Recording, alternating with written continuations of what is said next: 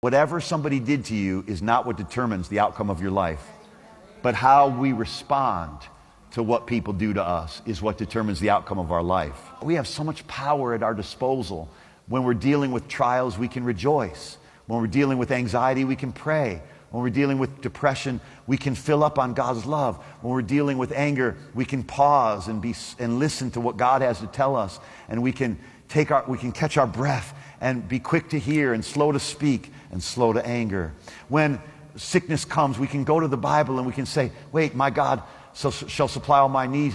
He'll supply the need for healing. He'll provide for everything in my life. When you're suffering, you have to ask yourself, what is the mistaken belief? What is the wrong belief that you have that is causing the suffering? Because the pain is one thing, but what you believe about it is where the power is. So I've had pain in my life, but I believe that Jesus provides healing no matter what the pain is. It might be physical, it might be emotional, it might be financial, mental. Whatever the pain is, there's more healing than there is pain. God always provides more than enough to deal with whatever you're facing. And it's your attitude and it's your perspective that you have that determines the outcome of your life. Like, we need to shift our perspective from what we don't have to what we do have. There are a lot of people that just give up because they accept a mentality that, well, whatever was done to me, that's my life. And you don't realize how powerful you are. We're not in bondage to anybody. You're not in bondage to anybody. Don't give anybody the power over your life by thinking that they determine whether you're happy. Well, if this person will open the door for me, I know that God will open the doors that no man can close. Don't worry about somebody else. Love people. Trust God. Stop trusting people. Stop depending on people. Stop being in bondage to people. Stop believing people's promises. I'm going to tell you something. People are going to make promises to you left and right. Stop believing in people's promises and start believing in God's promises. You know, it's easier for us sometimes to believe people's promises. And then God says, I'll meet all your needs. And I'm like, oh, yeah, right. But you'll believe somebody that never keeps their promise, made of flesh and bones. And yet God, who cannot lie, He's made promises to you, and you're questioning His promises. Let me tell you something.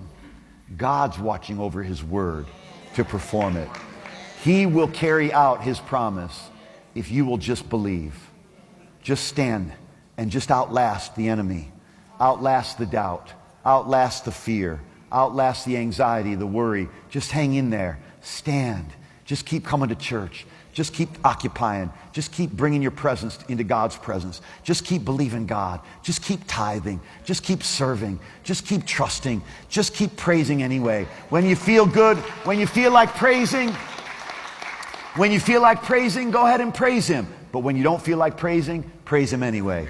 When you feel like thanking God, thank Him.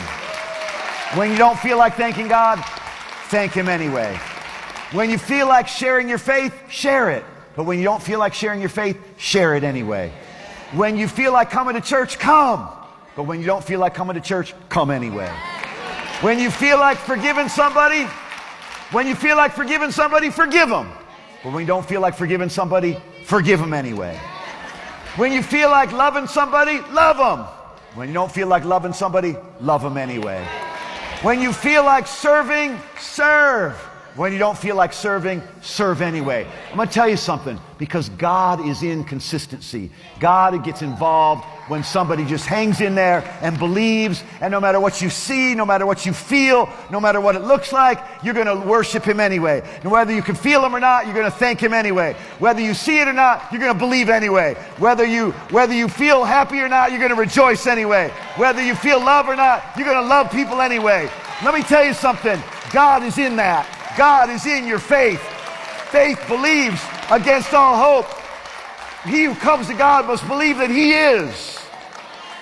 He who comes to God must believe that He is.